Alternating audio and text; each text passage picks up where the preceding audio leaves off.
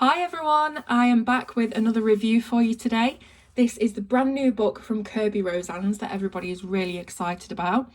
It's called Mythic World, and of course that means that we have some mythological creatures taking the theme of this book.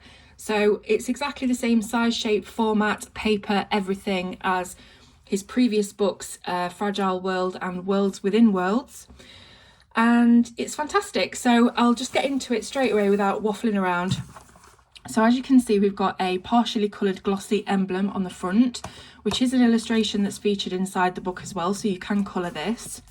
And then the same on the back here. It says, "Enter the extraordinary imagination of Kerby Rosanes, where mythologies are brought to life in the world around us. Uncover rich cultural histories and the creatures and legends that permeate landscapes across the world."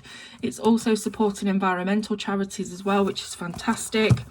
I think Fragile Worlds did the same. So here we are, Mythic World. Now here you can see we've got Medusa. So she's the first myth and legend that you'll find in the book. Let me just get sat down and comfortable and then we can get into it. So yeah, Medusa, and obviously this is just the title page, so it's just a little bit of a illustration to get you into colouring the book. It's not a full page thing or anything, as you can see. So this is the book belongs to spread, and as usual we have bits and elements from the book around the border of these pages that you can colour in. We've got some webbed feet, we've got some funny looking rabbit creatures, some tentacles, things like that.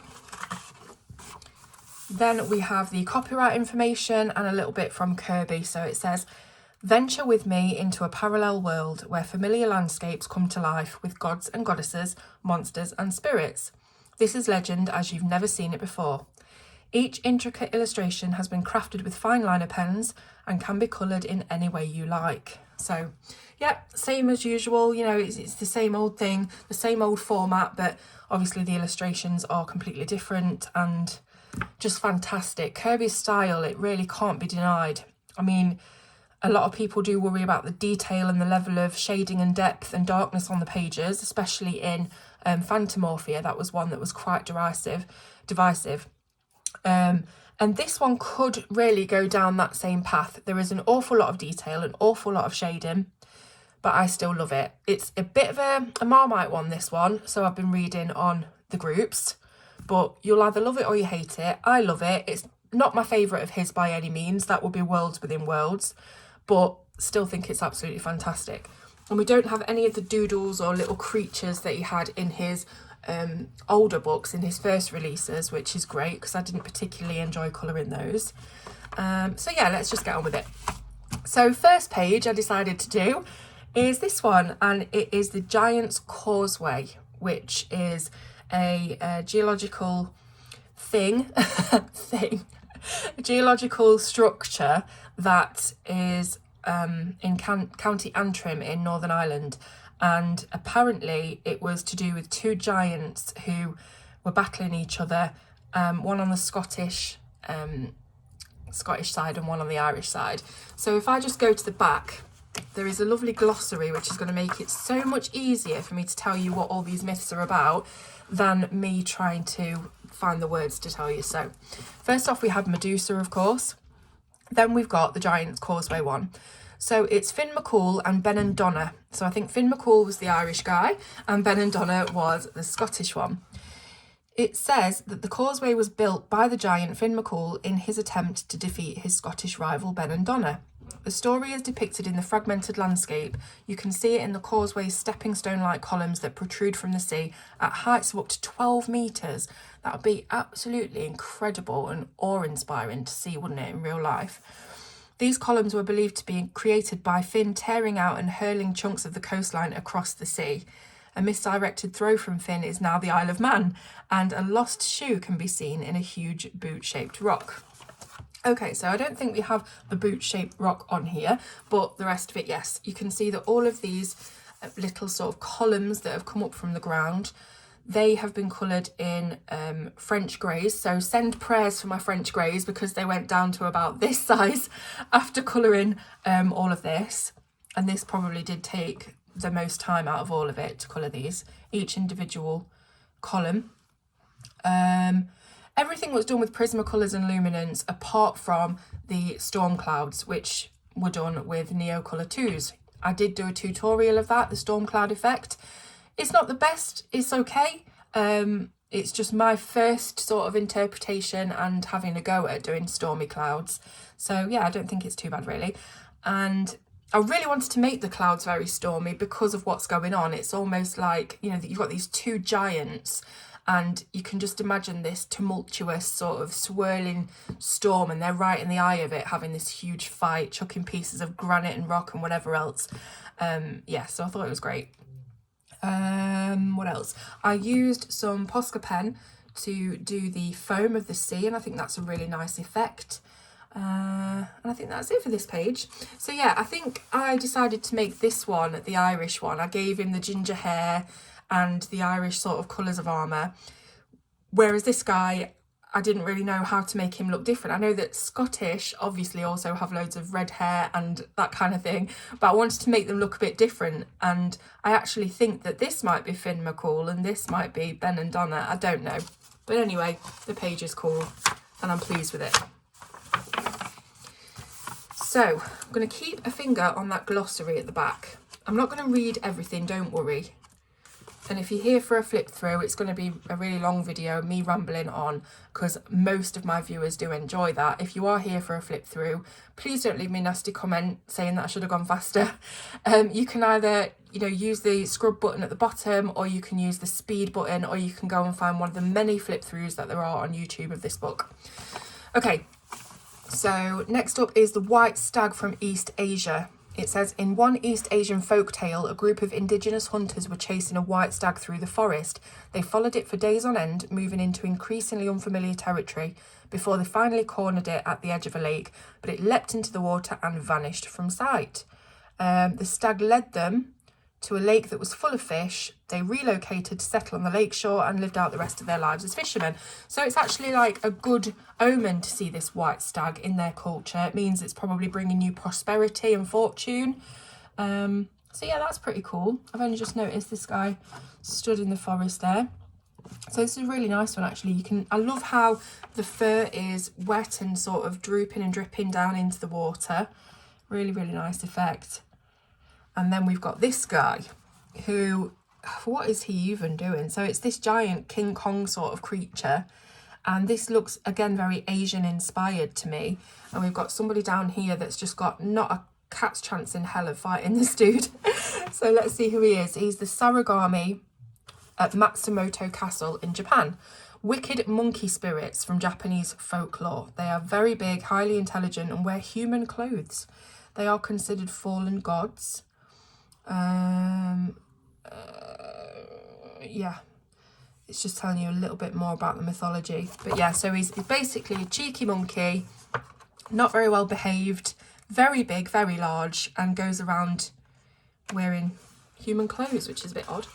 But, you know, just looking at the page itself and the illustration itself, that would be a really, really cool one to see coloured. There's lots of detail on the architecture there. Then we've got, lost the blooming glossary again. We've got Thor. So I did mention earlier about those kind of tumultuous storm clouds, and, you know, obviously it is all about mythology and you get that kind of feel from the book. So Thor had to be included, didn't he? And as you can see, as with Finn McCool on the first page, Thor is kind of growing out of the environment here. His legs are actually part of the rock structure around him. So I guess that's Kerby's way of merging things. He always does that in his books. There's always some element of things being amalgamated together, and that's what we've got here. So we've obviously got the lightning and his hammer and loads of rocks to colour. So if you're using French greys or any kind of greys, you can be sure that they're going to go down to stubs with this book, because there's a lot of rocky kind of architecture to colour. So this looks to me like it could be some sort of phoenix. It looks a little bit scary though. Let me just check. No, it's called the Minokawa from the Philippines, a huge dragon-like bird appearing on the solar and lunar eclipse myths of the Bagobo people, where its feathers are likened to razor-sharp swords, its eyes to mirrors, and its beak and talons to solid steel. It patrols the skies, waiting for its chance to capture and swallow either the sun or the moon. Gosh, so it must be absolutely huge then. So I think this is meant to be like the sun in the centre of it. So can you imagine trying to colour that glow? And you know, the other half of these feathers where the shading is being really, really dark, but then the plain side of them super bright and glowing from that sun in the centre. It's really cool. And you know, you can see from what I said at the start that this book is incredibly detailed, but don't forget you do not have to colour every single square millimetre of detail on the page. So for instance, these snakes, you can see that they do have a little indication of having scales here, but you don't have to colour each scale individually. You could just colour that as one blend and it becomes so much easier when you see it like that. So who is this ugly guy? He is a Typhon from Mount Etna in Sicily, a winged fire-breathing storm giant from Greek mythology, has 100 heads and coiled serpents for legs. He was actually defeated by Zeus, and apparently volcanic eruptions said to be caused by him trying to escape from imprisonment beneath the mountain. So of course we've got a massive volcano here, huge magma explosion. We've got his big tail sort of coming out of the lava, and then all of his hands. I doubt there's going to be 100 snakes here. I don't think Kerby went that far, but we've got the gist of it, and you can see how small the town is down here in the mountains as well. So he's causing this massive eruption to happen, and it's all going to flow down the mountain and onto the village below. Oh no. This is creepy. This is creepy. It reminds me of Momo. Do you remember that Japanese freaky meme thing that was going around?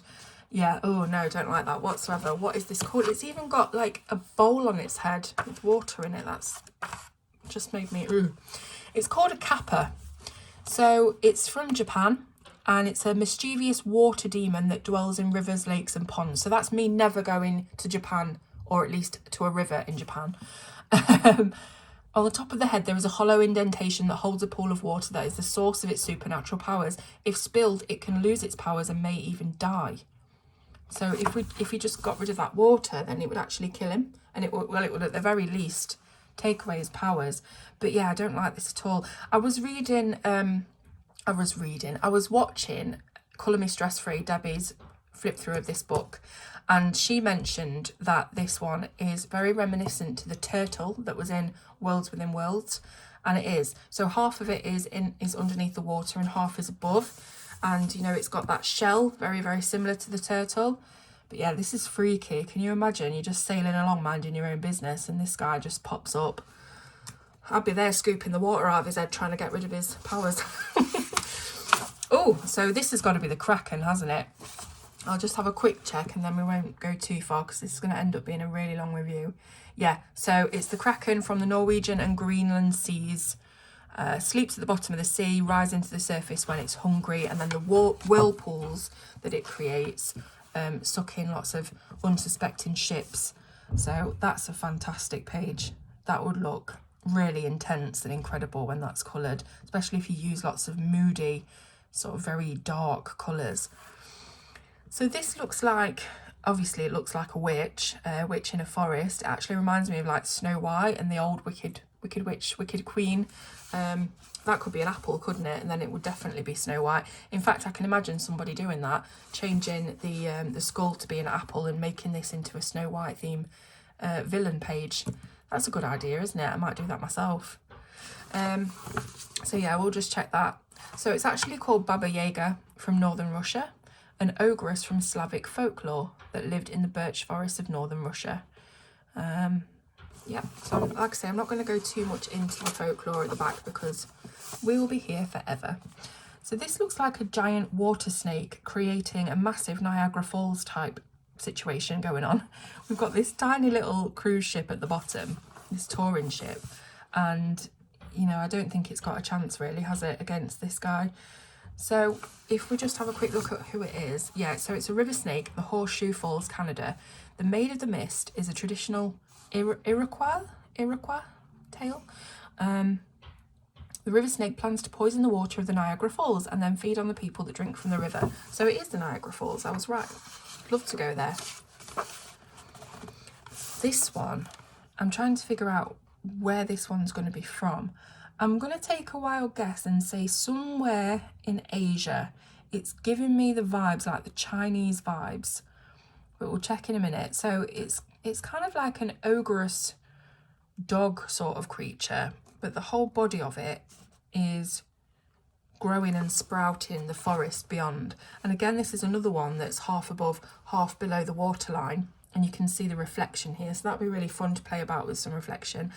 I do not envy anybody colouring this, because just look at the amount of leaves and foliage that there is here. The tiny little details, palm trees and leaves and all sorts. I think definitely I would have to use my Posca pen dabbing technique on this. I would never be colouring each individual leaf. So let me just check who that is and what that is. Oh, it's actually Australian. Okay, so it's called a bunyip, and it's a legendary water monster from Aboriginal folklore. See, I wouldn't have guessed that. I would have thought it'd been more Asian, but that's cool. Okay, so we've got a dragon here round the mountain, and this could be just a normal dragon, couldn't it, really? It looks quite, you know, standard dragon at the top of the mountain. We'll give it a quick look. So it's actually called a druk, and it's a dragon that's primarily from Bhutanese mythology, said to live in the remote areas of Mount Everest. Its roar is attributed to the thunder that echoes across the mountains. Right, okay, it's actually a national symbol, appearing on Bhutan's national flag and in the national anthem. That's awesome. This will be a really good one to colour, I can imagine, you know, really bright, vibrant reds and oranges. And then we've got this huge bird that's that big and that strong, it's picking up an elephant. So that's just to show you like scale and strength, I guess. So who is this and what is this? It's called the roc. So it's from Madagascar. It's a gargantuan bird of prey with a particular appetite for fully grown elephants. Feathers likened to the giant palm tree fronds, and its wings spanning 15 metres, capable of creating powerful cyclones. Okay, so there you go. Interesting, so interesting how Kerby's got the imagination to put these things together and create a scene for us, you know, out of these legends. Is amazing. Again, I can imagine this one being amazing when it's coloured. They all are, really, to be honest. It's a bit of a moot point. They're all going to look incredible when they're coloured. That's the thing about Kerby books. Even if you feel like you haven't got much skill, you can't really muck up a Kerby illustration. I mean, prove me wrong, I'm sure somebody's going to, and I probably have myself in the past, but I just feel like his style and the way that he leaves the shading in and stuff like that, I just don't think you can mess it up. Right, what have we got here then? It looks like it's a lion, some sort of antelope, and a snake as well. So definitely mythological, of course. Yeah, it's the chimera, which originates in Turkey, and it's a three-headed fire-breathing creature. Lion, goat, and serpent or dragon. So just quickly skimming through this. The ancient Greeks believed that fires were a result of the chimera's breath. So much like a dragon, I guess. According to legend, the creature was defeated by the hero Bellerophon under the orders of King Iobates. Oh my gosh, I'm terrible with names. Could be Smith and I'd get it wrong. Ruins of the temple of Hephaestus. I've heard of Hephaestion. Anyway, another fantastic one. I mean, a three-headed creature, the chimera, just amazing. And you can see how it's knocking down all of these big structures and pillars. Amazing. Okay, so this could be, I mean, it's a water horse, obviously. Let's just quickly look what it's called. It's called a nix, which is from the Faroe Islands, a shape-shifting creature that commonly takes the form of a horse, luring its victims toward the water before dragging them beneath the surface. And there's a whole myth about two young boys there. The nix loses its power when the name is called, and so with Hannes's cry, the children were able to escape. Today, a statue of the nix can be seen at the something lake that I'm not even going to attempt, the largest lake in the Faroe Islands. So cool. And look at the amount of detail that's on this page. Again, it's all foliage and things. And yeah, it is a little bit overwhelming, but can you imagine taking the time to do this? Even if you give yourself like a little square like that to do every day, and you just say, I'm going to get this square done today. Just do that. make a note of what colours you've used, and really you'll have it done in no time. It's just breaking it down, isn't it, and making it a bit more manageable. But who is this girl anyway? So this, or whatever it is a forest creature of some sort. It's called the Aska Thrower from Sweden. She is a, oh gosh, my phone keeps going off. She is a dryad, a spirit that lives inside the trees. She is the wife and soul of the ash tree. The ash tree? Oh, okay, so she's the tree's wife. She's married a tree. It's like one of those weird programs you see on like Channel 5 at like 11 o'clock at night, isn't it? I married a tree. Right, this one's really cool, and I was actually thinking of doing this one, but I just didn't want to do so much water. I know I did a bit of water on the Giant's Causeway one, but I didn't want to do a lot. Oh my gosh, this phone. Just bear with me. I'm going to put this on flipping mute. There we go. It's muted. So yeah, I was going to colour this one. Didn't want to do so much water, but it is a really cool image. I specifically like the sort of look, the position of where we are in the scene.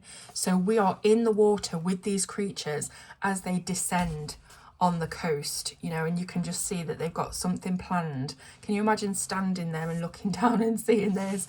But yeah, I really, really like the configuration of where he's put, you know, the camera, so to speak. I like that one. So these are called finfolk. From the Isle of Orkney in Scotland, which isn't even far. Scary. The finfolk are sinister, shape-shifting creatures from Celtic mythology that emerge from the sea and abduct humans. They're amphibious, so they can chill on land as well as in the water, and surrounded by a magical fog that engulfs travellers and lost ships. That is creepy as, but what a cool illustration from a really cool viewpoint.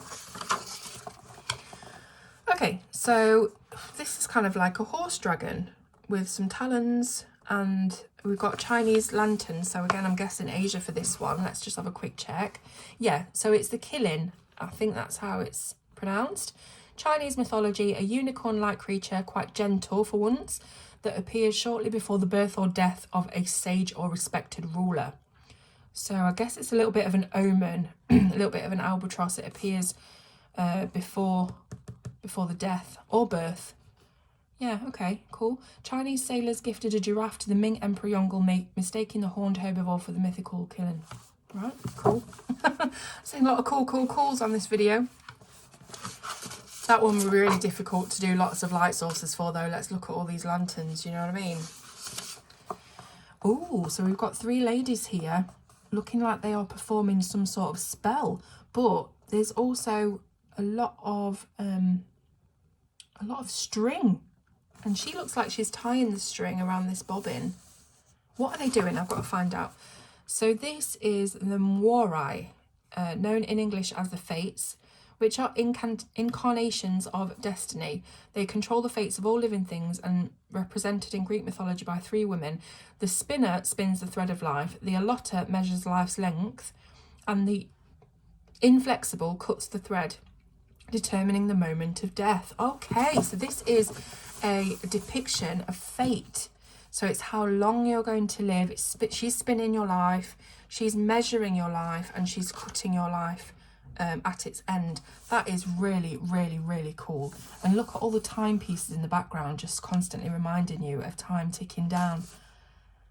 Brilliant. That is fantastic.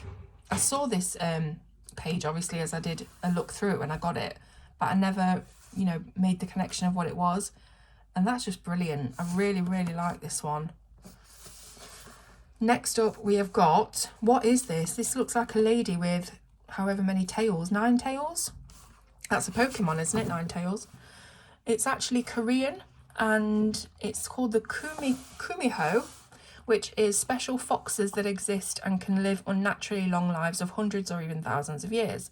So is this 9-tail anything to do with Pokemon? I don't think so. The foxes transform into a fox spirit called a kumiho, which often takes the form of a beautiful woman. With every additional 100 years that they live, an extra tail sprouts until they have 9 in total. Cool, okay. So Korean this time. And then it has ties to the kitsune, or kitsune. Interesting. So a lot of this sort of is really, really interesting and brings up a lot of questions and can get you to go and research different mythologies and stuff, which I find immensely cool. Oh, what is this? This is like the carcass of a whale, but it's still swimming. This is like something the sharks have bitten away at. Hang on a mo. Are we looking at the whale or are we looking at these freaky little creatures down here? I think the latter. Let's have a look.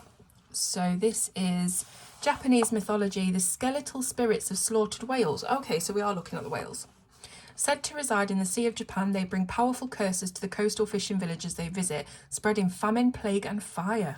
God. In many stories, the bake kujira, which is what they're called, are hunted by fishermen. However, the fishermen's nets are no match for the whales' ghostly bodies. Instead, they pass mysteriously through them, and even harpoons are deflected without causing any harm. The waters around them swarm with strange fish, and the sky fills with mysterious birds, causing the terrified fishermen to soon return home. That is freaky as. Can you imagine this, like, skeletal whale? I mean, whales scare me to death at the best of times, but a skeletal whale, it's just like a nightmare. Let's have a look at this. So this is a really, really small, finely detailed one. I mean, he must have used like a 002 or something fine liner to draw this. This looks like a fairy, but she's got the paws of a cat, like maybe a leopard, and the talons of a bird. Yeah, need to find out who this is. Oh, I'm not even going to attempt it. Skeletal warrior goddess from Aztec mythology in central Mexico, serving as the mother figure of the Aztecs and watching over women in childbirth. I'm not being funny, but if I opened my eyes while I was pushing my babies out and this was there fluttering around, we'll put it this way, I wouldn't need any pain relief. I'd just faint on the spot. Yeah, so what else does it say? She's a powerful sorceress and rules over the paradise world where the victims of infant mortality are sent. Oh, that's a bit dark, isn't it? Okay, what have we got for this one? It looks like these are some forest pixie type creatures. So a quick look.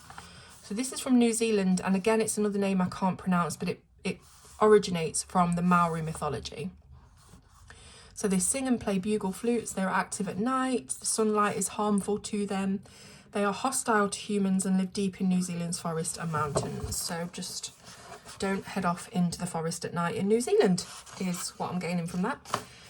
Another really, really, really detailed page. This is going to be amazing for someone to get their teeth stuck into, honestly. And again, if you are finding these images just really scary, block them off a little bit. Do it just a little bit at a time and you'll get there.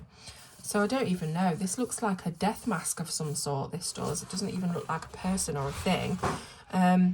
Does it tell you? Yeah. So again, I can't really pronounce it, but it originates from Bangkok in Thailand. And it's in Hindu mythology. I was going to say it has that look of Hinduism about it. They both do. Shape-shifting nature spirits that hide in the earth and tree roots, who are powerful magicians, okay? And then on the other page, we've got the Chinese chimera, which is a god of wealth and prosperity, commonly depicted as a plump figure with a big belly, holding a money bag or a pomegranate. Oh, okay. A collection of ancient Hindu religious texts. So he was forced out by his half-brother. Now said to live in a beautiful mountain residence near the god Shiva's home on Mount Kailash in the Himalayas. So now you know a little bit more about those Hindu mythologies. Again, just incredibly detailed. Look at all this stuff, all the fortune and prosperity. It's almost like a tarot card. In fact, wouldn't that be amazing if Kerby Rosanes did his own depiction of tarot cards? Like, the major arcana, I can just see him doing an amazing job on that. Okay, so what do we have here? We've got some sort of god creature. We've got a buffalo, we've got a dragon, we've got a bird, we've got northern lights going on in the background. So I'm going to take a guess that this is Scandinavian in origin. And we've got all of the village below. So these look like they're actually set into the stone and the rock that make up the village. And apparently, yeah, it's Iceland. So the protective spirits of their native land. The belief is still very strong in Iceland today. They are four guardians which are said to protect its four quarters: the dragon in the east, the eagle in the north, the bull in the west, and the giant in the south. That's really, really cool. I love Norse mythology and that kind of area of the world in general. Again, just another double page spread that's going to absolutely blow you away when it's coloured. So this is like a giant eagle, and I'm sure I've heard of this before. Yeah, it's a griffin, that's right. I always forget what they're called. So he's got a volcano as part of his back and structure. In fact, his whole body is made up of the mountains and the geography around him. And again, I think this guy down here is Cyclops. So is that part of the mythology? Let's just see very quickly. Back legs and body of a lion and the wings and beak of an eagle. A race of one-eyed people called the Arimaspi resided in the foothills and made frequent attempts to steal from the griffins, which incited animosity between them. Can you imagine trying to incite animosity with a griffin? Sorry, but something needs sorting out there if you're going to rile and antagonise something like that. Oh, this is interesting. So kind of Medusa-y, kind of that sort of thing, but it looks like a woman. Let's have a quick look. So this is Scylla or Skyla and the Charybdis, which is in Italy, apparently. Sea monsters that haunt the Strait of Messina between Sicily and mainland Italy. They were once beautiful water nymphs and then transformed into sea monsters by their jealous rival. Ooh, so can you imagine being on that ship there and just you'd have no chance whatsoever. I keep saying that, you'd have no chance against any of these creatures, to be honest, but you know, except from the one where I can scoop the water out really quickly out of his head. So yeah, whirlpool here, lots of teeth and sharp things in there. Creepy. Oh, so these look like trolls that are set into the mountain. Yeah, they are trolls from Iceland again. So off the coast of something in Iceland, a cluster of hexagonal basalt formations protrude from the North Atlantic Ocean, reaching heights of 66 metres above the water. So loads bigger than the Giant's Causeway, but again made of basalt. The remains of a family of trolls once resided on the black sand beach at night, spotted a ship out of the stormy waters and waded out to pull it towards land, but disaster struck with the break of dawn. The trolls were turned to stone before they reached the shore. It is believed if you walk near the cliffs today, you'll be able to hear the petrified trolls crying out for their home in the mountains. Can you imagine going to see that though? Like, I want to go and actually see that with my own eyes, like the structure, and see what it looks like. That must be really, really cool. Very, very similar in a way to the Giant's Causeway one that I did, because we've got a lot of rocks, we've got a lot of sky, and we've got a lot of water. So if you want to take any inspiration from the one that I coloured, go ahead. This looks like it's a phoenix, I gotta say. Yeah. So ancient Greek and Egyptian mythology, the phoenix is a long-lived bird with powers of regeneration. We know all about the phoenix. It's one of the most popular mythological creatures. But again, loads and loads of detail here, but you don't have to do it. Bang some paint on it if you want. You know, get some watercolours across it. The paper will hold up. As you can see, I used loads of neo colour on that first one, and it hasn't bled through or anything. The paper in these books is fantastic. It's heavyweight, it's white, it's thick. That's not where we were. Yeah, so yeah, just bang a load of paint on it and then just put in some little details, you know, just do it. So this is creepy. This is like a lobster, scorpion, spider type of creature that's also got the body of an intelligence, I assume, of a human, which is freaky as. It's like something out of Lord of the Rings. Even this door is like something out of Lord of the Rings. What are you? You are the Akra from Mesopotamia in Iraq. Gigantic scorpion men. Oh my god, can you think of two like worse things? Scorpion men. They have the head, body and arms of a man and the lower body of a scorpion with huge arching tails loaded with venom, because of course. They are formidable archers, so they can even shoot arrows as if they haven't got enough in their arsenal. And even their stare can prove fatal, so if one looks at you wrong, you're dead. Perfect. That's like something I'd encounter if I was to ever go in a cave system. You can bet. Ooh, is this a... what's it called? Begins with an L. A lynx? No, not a lynx. Yeah, a lynx. No, hang on a minute. bear with. A sphinx. I knew it was something inks. So the Sphinx of Thebes has the head of a human, the body of a lion, and the wings of a vulture. Didn't it give out riddles or something, and you had to get the riddle right, otherwise you would end up being one of these skeletons in the boneyard down here. Great. I can imagine loads of Egyptian rich yellows, colours, yeah, on that page. Let's have a look at this one. So incredible sort of coral life hair this lady's got, so I'm guessing it is an underwater sort of creature. It's the Mamiwata from West Africa, a water spirit and deity who is both worshipped and feared across African cultures since ancient times. She protects the water kingdom and is a force of good fortune and fertility. So nice little page for a change. Lots of skulls on this one. What's going on? This, wow, what is this? It looks like something that was formed out of rock and lava. Looks like it was formed out of a volcano. Is that a volcano? I think it is. Let's check it out. It's the sharoof from Chile, a lizard-like creature said to inhabit magma pools in Chilean volcanoes. Its body is made from rock crystals and magma, and it has the ability to summon powerful earthquakes. Can you imagine this one coloured in the brightest reds and oranges and yellows that you can imagine, and then the dark bits of the magma scales in between those glowing areas? Like, this will be incredible. I don't think I could lend myself to it just yet, but I can imagine someone doing an amazing job. So we've got another snake-like creature, giant one. Is it an anaconda?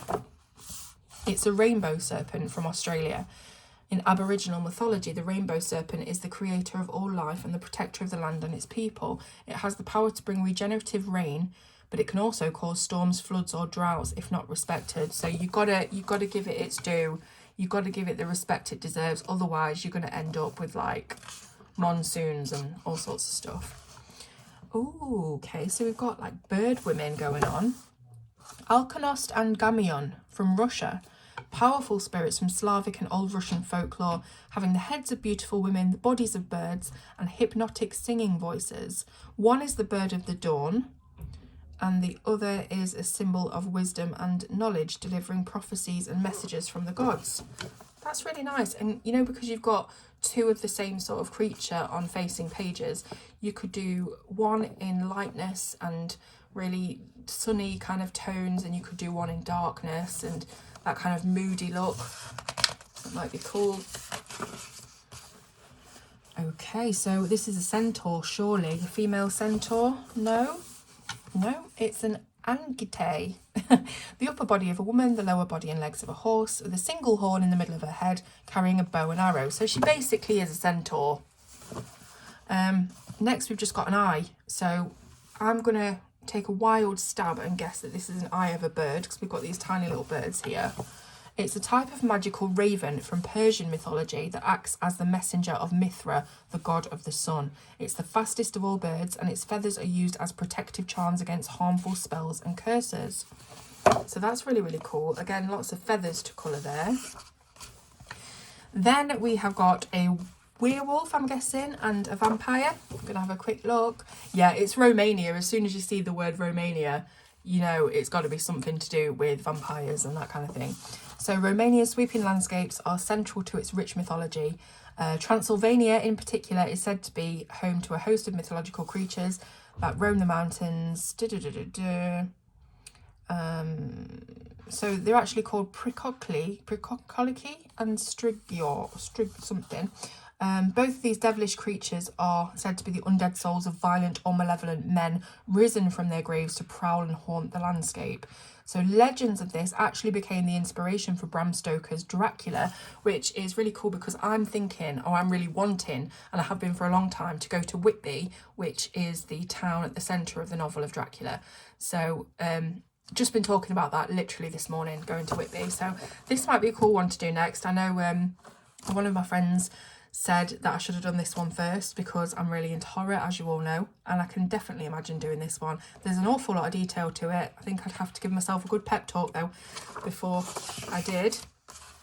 Okay, so this is a little bit more normal. This is looking like a tiger, but what in the world is this? We've got looking like a phoenix, snake kind of creature, a dragon. Gotta know what this is. Let me see. The four guardians, China. In ancient Chinese astronomy, four mythological creatures guard the four corners of the world and sky. So we've got the dragon guarding the east. This is very much like that Iceland. Is it Icelandic one that we saw earlier? The vermilion bird of the south, which represents the fire and summer season. The white tiger in the west, which represents metal and controls the wind. And then the black tortoise in the north. So that's actually what that was then. That looks nothing like... Oh, I see it now. I can see it. I can see the shell and the feet. That definitely did not look like a tortoise to me on the first instance. That's really cool. And then next, we've got Isis, because I just read it. And this is a really, really good one that I want to do. So look at this. We've got a female portrait that looks, you know, normal enough when you compare it to the rest of the book. But you've got these huge, beautiful wings and a lot of Egyptian hieroglyphs and stuff going on in the background. I've seen this coloured by Panda Colours. If you go on Instagram, panda_colours. Amazing. And exactly the colours that I would have chosen was I going to do this myself. Obviously Egyptian, so you're looking for rich ochre yellows, blue and red, and it just looks incredible. You have to go and have a look. So yeah, that would be a cool one to do. And again, it's a standalone image and it's really well proportioned, and I think that will be one that a lot of people start at. This guy is playing a violin in the middle of a whirlpool, as you do. Let's see who he is. Okay, it's a nokken or a nurken. I don't know how you pronounce the O with the slash. A shape-shifting water spirit from Norwegian folklore, a grotesque moss-covered creature with glowing yellow eyes, razor-sharp teeth and skin like a drowned corpse. Now I'm looking at him, I'm thinking he looks quite fit. Or is that just me? Is it just me that fancies the corpse-looking lake guy? His other forms include a horse and an old wooden rowboat. He lives in an idyllic forest full of water lilies. I'm loving this. Oh look, some tales tell of the Nukken falling in love with a human and living on land, only to become unhappy, yearning for his former life in the water. He actually lures women and children to their deaths with his music, so I've very, very quickly gone off you. Goodbye. Oh, this is a fish that is, well, it's been on the grow bag, hasn't it? It's been on the, it's been growing. So let's see what it is first of all. It's a rainbow fish in India. According to Hindu mythology, this is the size of a whale and adorned with colourful scales. When searching for food one day, the rainbow fish approached and devoured Buddha, an incarnation of the god Vishnu. Local fishermen caught and killed the rainbow fish, freeing Buddha from its stomach. So it's kind of like that Jonah and the whale sort of type thing, providing food for a whole nation for a year. So, you know, he ended up getting it and feeding the whole nation. So that's what you get, really. You know, if you're going to be swanning around, you know, trying to eat people, that's what you're going to get. Okay, oh gosh, what in the world is this? So, first thing you think is a snake. Second thing you think is a dragon. Third thing, you see this massive trunk and it's like, oh my God, is it an elephant? Look at the little teeth on the end of the trunk. That is actually shiver-inducing. Who is this? Let's see. It's a groot slang. Of course it is. From South Africa. A type of gigantic serpent with the trunk, tusks and ears of an elephant. This is just nightmare-inducing. These monsters are believed to have been created by gods themselves at the beginning of the world. However, the gods realised they'd made a terrible mistake by making something so vicious, strong and insatiably hungry. They decided to split the groot slangs into two separate creatures, the elephant and the snake. One groot slang escaped and is said to live in the Richtersveld in South Africa, deep within a cave filled with diamonds and jewels. I love that. They realised they'd made a terrible mistake when it started decimating the world. That is, I mean, oh God, that is really scary. How interesting is all this though? Like, can a colouring book ever give you this kind of like, you know, information and knowledge and like interest into a whole different world? It's amazing. Oh gosh, this thing here has got a massive cave in its head, which looks like it'd swallow you up, and it's actually like just not right at all. I think this would set people's trypophobia off. It's called the Oni or the Oni, demonic troll-like creature from Japan that are born when wicked humans die. So you've put up with a wicked human its whole human life, and then you get one of these after it's gone, so you can never escape. commonly depicted with horns, wild hair and fang-like tusks, wearing loincloths made from the pelts of great beasts and stand taller than the tallest man. Immensely strong, have powers of sorcery, spread disaster and disease wherever they go. So I'm blaming you for COVID. You're blamed. What? Oh my god. What is this? What is this fresh hell? We've got loads and loads of heads that make up a spider-like body. And this, no, surely not. I mean, who thought of these? The crazy Greece. Okay. Help me with this. The hecaton shares are three giants, each with 100 hands and 50 heads. Because why not? The sons of primordial titans Uranus and Gaia, the brothers of the Cyclops, the masters of thunder and lightning. They control the clouds with their hands and the wind with their heads. Why did they blow it? Like, whoosh. They were recruited by Zeus to help drive the elder gods from heaven down to the pit of Tartarus. Oh gosh, Greece mythology is like the craziest of all the mythologies. I mean, seriously. Oh no, I don't like this. Oh, it looks like a sort of a rabbit otter kind of creature, and it's all in the weeds, like hiding, and I don't like it. What is it? It's a puka from Ireland. Oh god, it's Irish. A nature spirit from Irish folklore, considered to be a bringer of both good and bad fortune. Well, what's the point? It often takes the form of a black horse or adopts the ears and tail of a rabbit, fox or wolf. Enjoys creating havoc, enticing humans to climb on its back. It would have to do something incredibly, amazing to entice me to climb on its back. And then taking it away and they never return. It's actually associated with Samhain, I think it's pronounced like that, a Celtic pagan festival, which is basically Halloween. Oh, yeah, I don't like it. Do you know what it reminds me of? It reminds me of the Grinch. Look at these, like, fingers. Ooh. And then this one is the one from the back cover. So we've got definitely an Asian-inspired thing here. Changi and the moon rabbit, the goddess of the moon in Chinese mythology. All these different mythologies are dead interesting as well, aren't they? Like, how they differ between, like, Greece and Norwegian and, the whole different culture of it. It's really cool. Ooh, these look like Chinese dragons. They're actually Indonesia. So barong and rangada. The king of the spirits and the symbol of health and good fortune. His antithesis and enemy is Rangda, the demon queen and leader of evil witches. The barong mask dance is a traditional performance that portrays the eternal fight between the barong, representing good, and Rangda, representing evil. So I've actually seen something similar to this, and I bet a lot of you have as well, where people have, these huge masks and bodies, like, made out of paper mache or whatever, and there's like 3 or 4 people inside them, and they're just going round each other and swarming around, and everybody gets tangled up in the middle of it. And yeah, I've seen that a few times down Nottingham, actually. That's really, really cool. And again, another one that's just going to lend itself to very, very bright, vibrant colours. So is this a Cerberus, which is the thing from Harry Potter, just to bring it down, it's only a legend that's been around for hundreds and thousands and millions of years. And I'm like, it's from Harry Potter. Gothic grotesques, Notre Dame de Paris, France.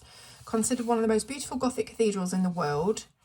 Oh, it's a gargoyle. These are gargoyles. So it's not a Cerberus or whatever it was that I said. Designed to keep rainwater away from the cathedral walls, but are also considered deterrents to evil spirits. They've got no functional qualities. They simply serve as decorative sculptures. So look at all the architecture. I'm just now noticing all of this incredible architecture from the Notre Dame. Oh no, look. We've got another Lord of the Rings scary type thing. So this could be Frodo getting wrapped up in, oh damn, what was the spider called? Shelob's webs. Where is this? Where does this originate, this monstrosity? Look at my colours. So yeah, Joran Falls, Japan. This is called a jarogumo. taking the form of a spider but has the ability to shapeshift into a beautiful woman. She seduces young men and then binds them in strong silk, weakening them with her venom to ensure a slow and painful death. She sometimes calls on her entourage of small fire-breathing spiders to help ensnare her prey. So a spider's one thing and a giant spider's another thing, but a giant spider that actually breathes fire is just nightmarish. Oh my gosh, listen to this. One legend tells of a man who is resting by the falls when he feels a sticky web on his leg. Knowing that the jarogumo is about to drag him to his doom, he transfers the web to a nearby tree stump, which subsequently gets pulled into the water instead, saving him. Oh my goodness. Oh, it's like Spider-Man but dark. Who is this? This looks like it's got to be a mermaid, because I mean that's mythological as it is. But it's actually called the Iara, who is a siren or mermaid that lures men into the water with her irresistible song and beauty. Once a fierce and highly skilled warrior, who was plotted to be killed by her brothers, but killed them first. Nice one. Girl power. Loads and loads of detail on there, look. Oh, so we've got a tortoise-looking thing that's got a whole village on its back, but it's got these weird heads as well. What are you? This is the vedawang from Indonesia. So when time began, only the world serpent Antiboga existed, but through meditation he created Bedawang, a giant turtle. 2 dragons lie on Bedawang's shell, providing stability for the earth that rests on her back. When Bedawang moves, there are earthquakes and volcanic eruptions. Okay, so this is actually meant to represent the earth then, and then the dragons are there to stabilise. Wow. Oh, so this is looking kind of Hindu again. Let's see. Yeah, so it's from the Meenakshi temple, India. The yali is a creature from Hindu mythology, often portrayed as part lion, part elephant, part horse. Sculptures are very common across temples in southern India. What else? Yeah, so this is something you can actually go and visit, which must be amazing to see. I mean, just look at it. You can imagine all the work that went into these very, very intricate pillars. Okay, what's this? This is a dragon type creature that again has a whole sort of town on its back. This is the werewolf dragon from Krakow in Poland. According to Polish folklore, a dragon once lived in a cave. The dragon demanded food from the city until the king had enough. Offered his daughter's hand in marriage in return for the dragon's head. I thought he was going to say he offered his daughter for the dragon then. In return for the dragon's head, countless men died in vain until a young apprentice named Scuba devised a cunning plan to use the dragon's gluttony against him. He filled a lamb's body with sulphur, placed it at the mouth of the dragon's lair and set it alight. The dragon gulped down the lamb and exploded. Today, large bones believed to be the remnants of the dragon hang from the gargoyles at the entrance of the city's cathedral. Oh, that's so cool. Like, I love these stories. It's just like amazing. Okay, so this is the one that's on the front cover, and it is Atlas, of course, from Greek mythology. The Titan and one of the gods that ruled the universe before being overthrown by Zeus and the Olympians. And you can see him carrying the earth and everything else on his back there. So that's it. We've got to the end of the book. I don't know how long this review has been, but I hope that you've enjoyed it. And yeah, so about the book, as I told you, it's the same as all the previous books. You know, there's nothing more for me to tell you. You can see that wet media doesn't bleed through. It does make it buckle very, very slightly, but again, nothing that couldn't be just flattened down underneath a heavy book. Yeah, so I don't think this is out yet in the UK. I think it is like in a couple of weeks' time on Amazon UK. It is available in some high street shops like The Works. So if you go into your local UK high street and find a Works, you'll be able to find this for about £5, which I think you can appreciate is just such a good price for the amount of work and hours that have both gone into this and that you're going to get out of it. Can't beat that price at all. I think it's out in America already, so if you've pre-ordered this on Amazon US, you'll probably have it by now. But nevertheless, I hope you've enjoyed listening to me harp on about it. I'm really, really impressed. As I said, it's not my favourite Kerby book, but it ain't far behind. It definitely harks back to Mythomorphia because of the mythology and the legends that have come into it. So if you like that book, which I did, then you'll almost definitely love this one. And if you were a fan of Phantomorphia, I'm sure you'll like this one as well. So let me know your comments in the comments below. Let me know if you like it, if you don't, what your favourite creature is, what your favourite page is, which one you're going to colour first, which one you might avoid. Let me know all of it. I love hearing from you. And again, I hope you've enjoyed watching. So thank you very, very much, and I will see you soon on Colour with Claire.